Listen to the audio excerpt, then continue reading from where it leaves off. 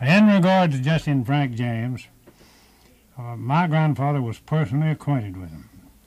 He lived in the southern edge of Baxter County, Arkansas, and they stayed all night with him lots of nights.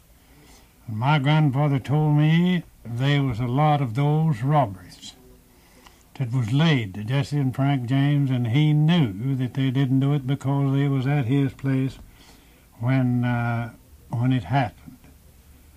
But you couldn't tell the public that. When they get their mind made up that somebody's done something, why, the public is going to stick to it anyway.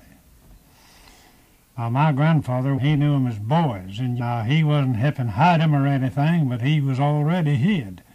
Now, they could come to his place and go without anybody paying any attention, because nobody expected them down in Arkansas, you see.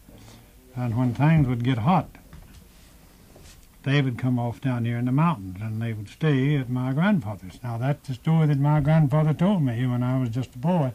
I've heard him tell it several different times. And he said that that Frank James, at that World Fair, I think it was 1901 in St. Louis, him and Frank both were there. He and Frank James were together there. And that Frank James offered to bring Jesse there alive.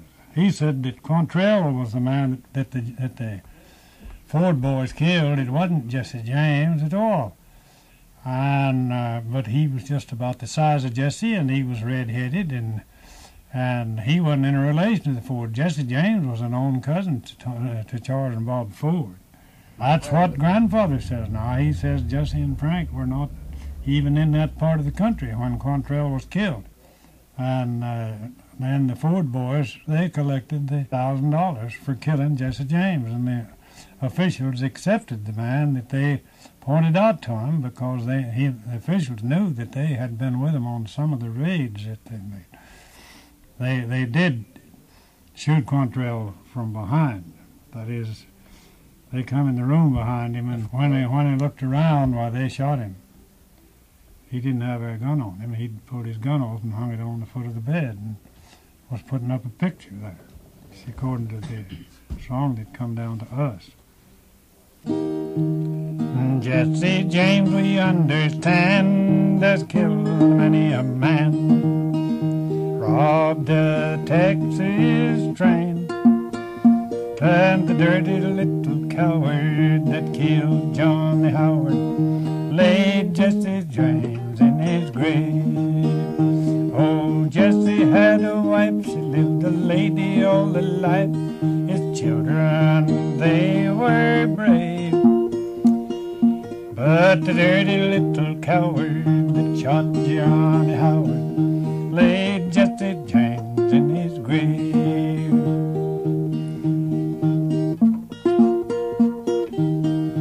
It was on a Saturday night, the stars were shining bright. They robbed a Denver train. It was one of the younger boys that gathered in the spoils, and they carried the money away. Oh, Jesse had a wife, she lived a lady all her life. The children, they were brave, and the dirty little coward that shot Johnny Howard laid Jesse James in his grave. He was standing on a chair, a dusting pictures there. Thought he heard a noise, and as he turned his head, the bullet killed him dead, and they laid Jesse James in his grave.